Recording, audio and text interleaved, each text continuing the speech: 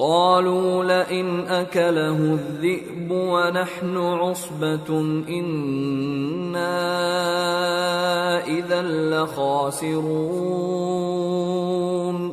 فلما ذهبوا به وأجمعوا أن يجعلوه في غيابة الجب وأوحينا إليه لتنبئنهم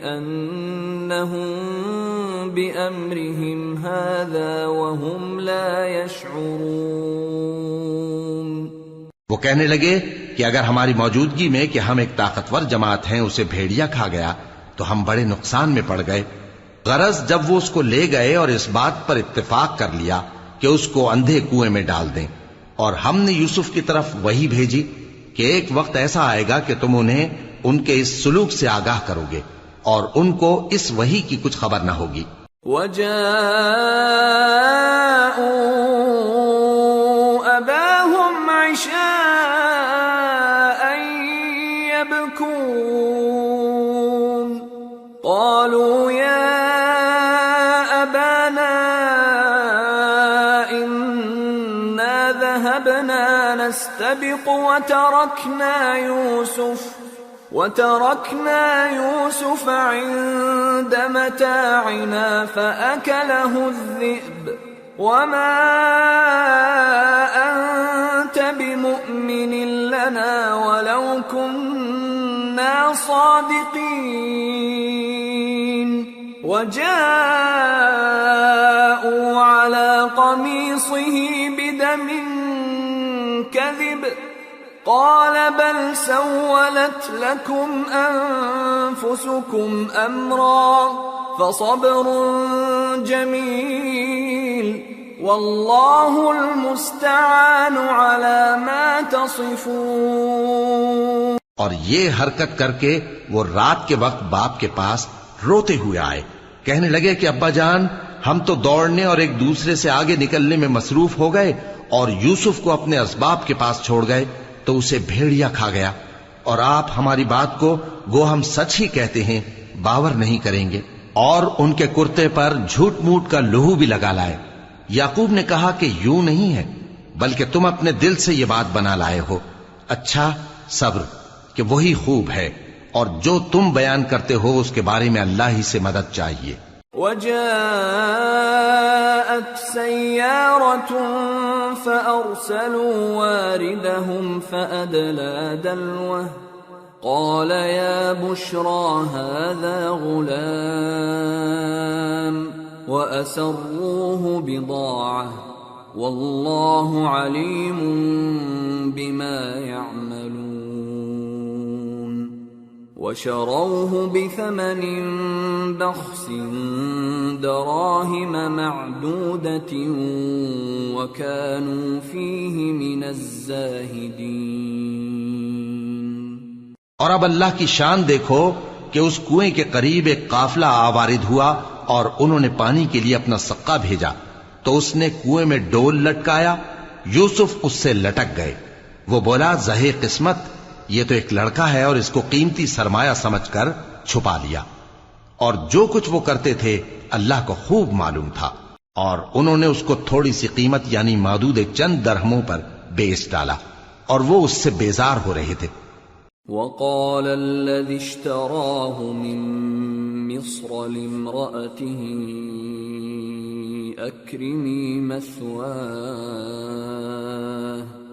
أكرمي مثواه عسى أن ينفعنا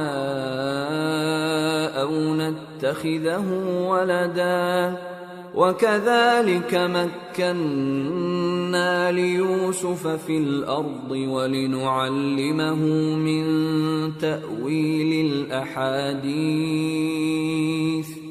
والله غالب على أمره ولكن أكثر الناس لا يعلمون۔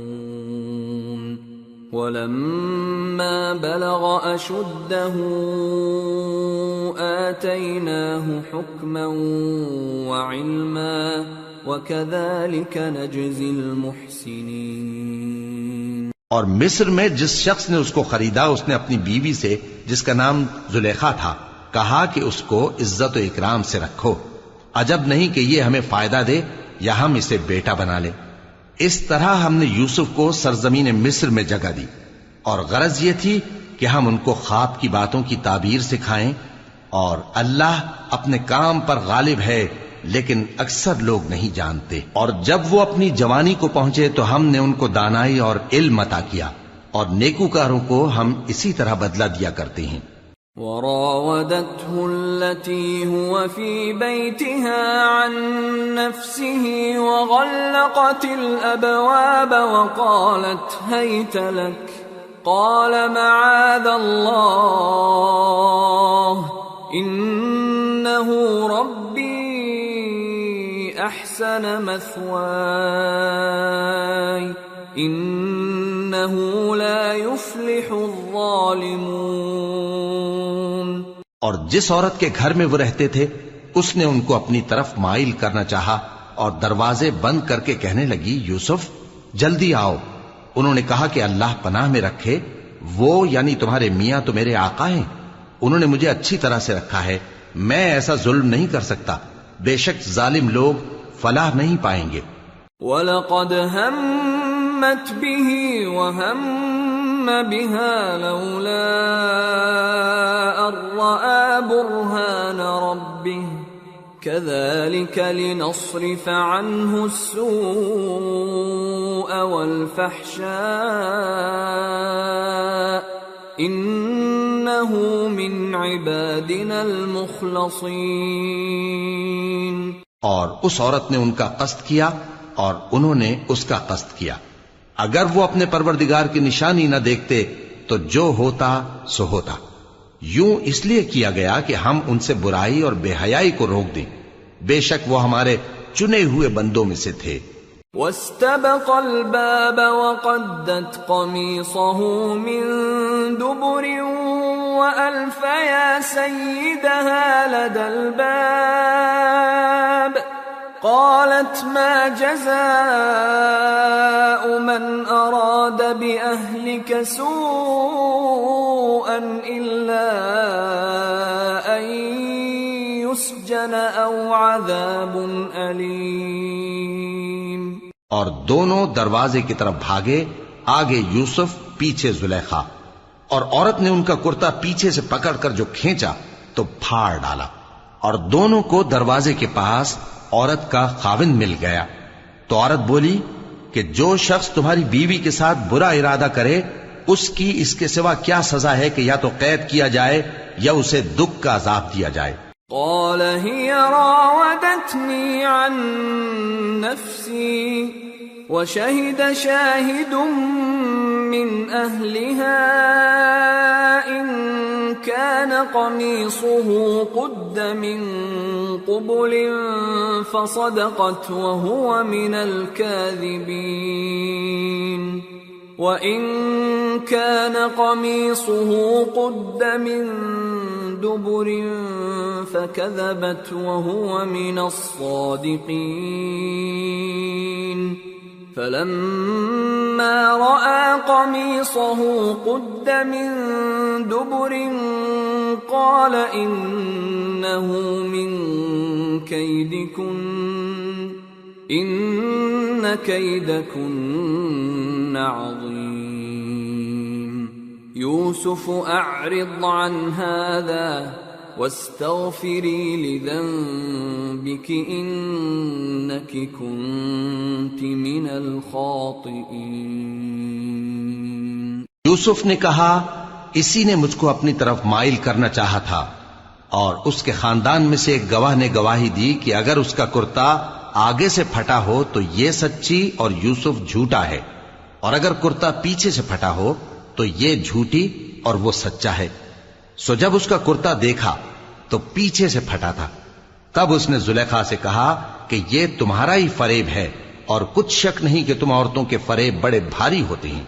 یوسف اس بات کا خیال نہ کر، اور زلیخا تو اپنے گناہ کی بخشش مانگ، بے شک خطا تیری ہی ہے۔ وقال نسوة في المدينة امرأة العزيز تراود فتاها عن نفسه قد شغفها حبا إنا لنراها في ضلال مبين۔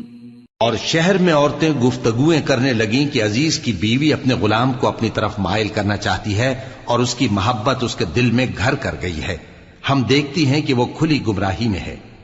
فلما سمعت بمكرهن أرسلت إليهن وأعتدت لهن متكئا وآتت كل واحدة منهن سكينا وقالت اخرج عليهن فلما رأينه أكبرنه وقطعن أيديهن وقلن حاش لله ما هذا بشرا إن هذا إلا ملك كريم۔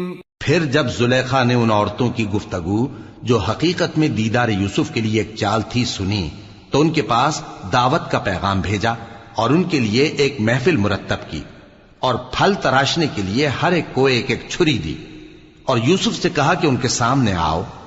جب عورتوں نے ان کو دیکھا تو ان کا روب حسن ان پر ایسا چھا گیا کہ پھل تراشتے تراشتے اپنے ہاتھ کاٹ لیے اور بے ساختہ بول اٹھیں کہ اللہ پاک ہے، یہ آدمی نہیں، یہ تو کوئی بزرگ فرشتہ ہے۔ قالت فذلكن الذي لمتنني فيه ولقد راودته عن نفسه فاستعصم ولئن لم يفعل ما آمره ليسجنن وليكونن من الصاغرين۔ قال رب السجن أحب إلي مما يدعونني إليه وإلا تصرف عني كيدهن أصب إليهن وأكن من الجاهلين۔ زلیخا نے کہا تو یہ وہی ہے جس کے بارے میں تم مجھے تانے دیتی تھیں، اور بے شک میں نے اس کو اپنی طرف مائل کرنا چاہا مگر یہ بچا رہا، اور اگر یہ وہ کام نہ کرے گا جو میں اسے کہتی ہوں تو قید کر دیا جائے گا اور ذلیل ہوگا۔ یوسف نے دعا کی کہ پروردگار جس کام کی طرف یہ مجھے بلاتی ہیں اس کی نسبت مجھے قید پسند ہے، اور اگر تو مجھ سے ان کے فریب کو نہ ہٹائے گا تو میں ان کی طرف مائل ہو جاؤں گا اور نادانوں میں سے ہو جاؤں گا۔ فاستجاب له ربه فصرف عنه كيدهن إنه هو السميع العليم۔ ثم بدا لهم من بعد ما رأوا الآيات ليسجننه حتى حين۔ پس ان کے رب نے ان کی دعا قبول کر لی اور ان سے عورتوں کا داؤں ٹال دیا، بے شک وہی تو سننے والا ہے، جاننے والا ہے۔ پھر باوجود اس کے کہ وہ لوگ ان کی بے گناہی کے نشان دیکھ چکے تھے، ان کی رائے یہی ٹھہری کہ کچھ عرصے کے لیے ان کو قید ہی کر دیں۔ وَدَخَلَ مَعَهُ السِّجْنَ فَتَيَانِ قَالَ أَحَدُهُمَا إِنِّي أَرَانِي أَعْصِرُ خَمْرًا وَقَالَ الْآخَرُ إِنِّي أَرَانِي أَحْمِلُ فَوْقَ رَأْسِي خُبْزًا تَأْكُلُ الطَّيْرُ مِنْهُ نَبِّئْنَا بِتَأْوِيلِهِ إِنَّا نَرَاكَ مِنَ الْمُحْسِنِينَ۔ اور ان کے ساتھ دو اور جوان بھی داخل زندہ ہوئے۔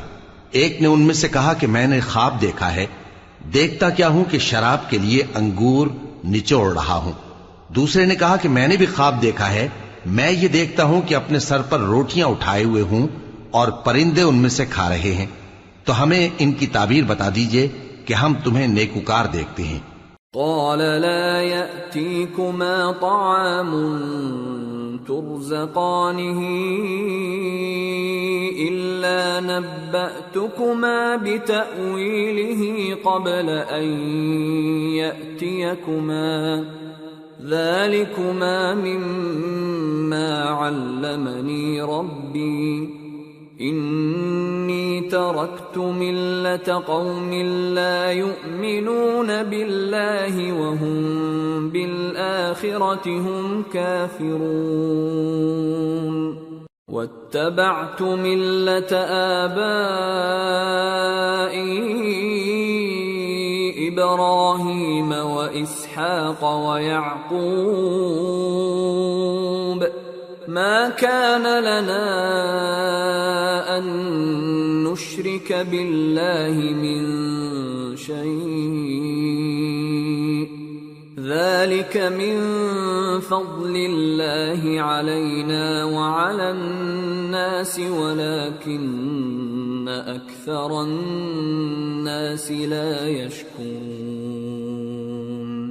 یوسف نے کہا کہ جو کھانا تم کو ملنے والا ہے وہ آنے نہیں پائے گا کہ میں اس سے پہلے تم کو اس کی تعبیر بتا دوں گا۔ یہ ان باتوں میں سے ہے جو میرے پروردگار نے مجھے سکھائی ہیں۔ جو لوگ اللہ پر ایمان نہیں لاتے اور آخرت کا انکار کرتے ہیں، میں نے ان کا مذہب چھوڑ دیا ہے اور میں اپنے باپ دادا ابراہیم اور اسحاق اور یعقوب کے مذہب پر چلتا ہوں۔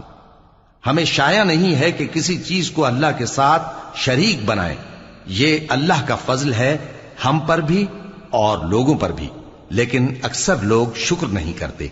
یا صاحبی السجن اارباب متفرقون خیر ام اللہ الواحد القہار ما تعبدون من دونه الا اسماء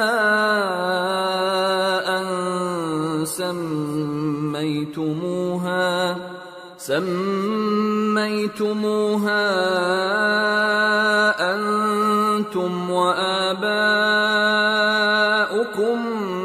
ما أنزل الله بها من سلطان إن الحكم إلا لله أمر ألا تعبدوا إلا إياه ذلك الدين القيم ولكن أكثر الناس لا يعلمون۔ اے میرے قید خانے کے رفیقو، بھلا کئی جدا جدا آقا اچھے یا اللہ جو اکیلا ہے سب پر غالب ہے؟ جن چیزوں کی تم اللہ کے سوا پرستش کرتے ہو وہ صرف نام ہی نام ہیں جو تم نے اور تمہارے باپ دادا نے رکھ لیے ہیں، اللہ نے ان کی کوئی سند نازل نہیں کی۔ سن رکھو کہ اللہ کے سوا کسی کی حکومت نہیں ہے، اس نے ارشاد فرمایا ہے کہ اس کے سوا کسی کی عبادت نہ کرو، یہی سیدھا دین ہے، لیکن اکثر لوگ نہیں جانتے۔ یا صاحبی السجن اما احدكما فيسقي ربه خمرا واما الاخر فيصلب فتأكل الطير من رأسه قضي الامر الذي فيه تستفتيان۔ اے میرے قید خانے کے رفیقو، تم میں سے ایک جو پہلا خواب بیان کرنے والا ہے وہ تو اپنے آقا کو شراب پلایا کرے گا، اور جو دوسرا ہے وہ سولی دیا جائے گا اور پرندے اس کا سر نوچ کھائیں گے۔ جو بات تم مجھ سے پوچھتے تھے وہ فیصل ہو چکی ہے۔ وقال للذي ظن أنه ناج منهم اذكرني عند ربك فأنساه الشيطان ذكر ربه فلبث في السجن 9 سنين۔ اور ان دونوں میں سے جس کی نسبت یوسف نے خیال کیا کہ وہ رہائی پا جائے گا، اس سے کہا کہ اپنے آقا سے میرا ذکر بھی کر دینا۔ پھر شیطان نے اسے ان کا اپنے آقا سے ذکر کرنا بھلا دیا، اور یوسف کئی برس قید خانے ہی میں رہے۔ وقال الملك إني أرى 7 بقرات سمان يأكلهن 7 عجاف و7 سنبلات خضر وأخر يابسات يا أيها الملأ أفتوني في رؤياي إن كنتم للرؤيا تعبرون قالوا أضغاث أحلام وما نحن بتأويل الأحلام بعالمين۔ اور بادشاہ نے کہا کہ میں نے خواب دیکھا ہے، دیکھتا کیا ہوں کہ 7 موٹی گائیں ہیں جن کو 7 دبلی گائیں کھا رہی ہیں، اور 7 خوشے سبز ہیں اور 7 خشک۔ اے درباریو، اگر تم خوابوں کی تعبیر دے سکتے ہو تو مجھے میرے خواب کی تعبیر بتاؤ۔ انہوں نے کہا یہ خواب تو پریشان خیالی سے ہیں، اور ہمیں ایسے خوابوں کی تعبیر نہیں آتی۔ وقال الذي نجا منهما وادكر بعد أمة أنا أنبئكم بتأويله فأرسلون۔ اور وہ شخص جو دونوں قیدیوں میں سے رہائی پا گیا تھا اور جسے مدت کے بعد وہ بات یاد آ گئی، بول اٹھا کہ میں آپ کو اس کی تعبیر لا بتاتا ہوں، مجھے قید خانے جانے کی اجازت دیجیے۔ يوسف أيها الصديق أفتنا في 7 بقرات سمان يأكلهن 7 عجاف و7 سنبلات خضر وأخر يابسات لعلي أرجع إلى الناس لعلهم يعلمون۔ غرض وہ یوسف کے پاس آیا اور کہنے لگا، یوسف، اے بڑے سچے یوسف، ہمیں اس خواب کی تعبیر بتائیے کہ 7 موٹی گایوں کو 7 دبلی گائیں کھا رہی ہیں، اور 7 خوشے سبز ہیں اور 7 سوکھے، تاکہ میں لوگوں کے پاس واپس جا کر تعبیر بتاؤں۔ عجب نہیں کہ وہ تمہاری قدر جانے۔ قال تزرعون 7 سنين دأبا فما حصدتم فذروه في سنبله إلا قليلا مما تأكلون ثم يأتي من بعد ذلك 7 شداد يأكلن ما قدمتم لهن إلا قليلا مما تحصنون ثم يأتي من بعد ذلك عام فيه يغاث الناس وفيه يعصرون۔ انہوں نے کہا کہ تم لوگ 7 سال متواتر کھیتی کرتے رہو گے، تو جو غلہ کاٹو تو تھوڑے سے غلے کے سوا جو کھانے میں آئے باقی کو خوشوں میں ہی رہنے دینا۔ پھر اس کے بعد خشک سالی کے 7 سخت سال آئیں گے کہ جو غلہ تم نے جمع کر رکھا ہوگا وہ سب کو کھا جائیں گے، صرف وہی تھوڑا سا رہ جائے گا جو تم احتیاط سے رکھ چھوڑو گے۔ پھر اس کے بعد ایک ایسا سال آئے گا کہ خوب مے برسے گا اور لوگ اس میں رس نچوڑیں گے۔ وقال الملك ائتوني به فلما جاءه الرسول قال ارجع إلى ربك فاسأله ما بال النسوة اللاتي قطعن أيديهن إن ربي بكيدهن عليم۔ قال ما خطبكن إذ راوتن يوسف عن نفسه قلن حاش لله ما علمنا عليه من امرأة العزيز الآن حصحص الحق أنا راودته عن نفسه وإنه لمن الصادقين ذلك ليعلم أني لم أخنه بالغيب وأن الله لا يهدي كيد الخائنين. اور یہ تعبیر سن کر بادشاہ نے حکم دیا کہ یوسف کو میرے پاس لے آؤ. سو جب قاصد ان کے پاس گیا تو انہوں نے کہا کہ اپنے آقا کے پاس واپس جاؤ اور اس سے پوچھو کہ ان عورتوں کا کیا حال ہے جنہوں نے اپنے ہاتھ کاٹ لیے تھے. بے شک میرا پروردگار ان کے فریب سے خوب واقف ہے. بادشاہ نے عورتوں سے پوچھا کہ تمہارا کیا قصہ تھا جب تم نے یوسف کو اپنی طرف مائل کرنا چاہا؟ سب بول اٹھیں کہ اللہ پاک ہے، ہم نے اس میں کوئی برائی معلوم نہیں کی. عزیز کی بیوی نے کہا اب سچی بات تو ظاہر ہو ہی گئی ہے. اصل یہ ہے کہ میں نے اس کو اپنی طرف مائل کرنا چاہا تھا اور وہ بے شک سچا ہے. یوسف نے کہا کہ میں نے یہ بات اس لیے پوچھی ہے کہ عزیز کو یقین ہو جائے کہ میں نے اس کی پیٹھ پیچھے اس کی امانت میں خیانت نہیں کی، اور اللہ خیانت کرنے والوں کی چال کو چلنے نہیں دیتا.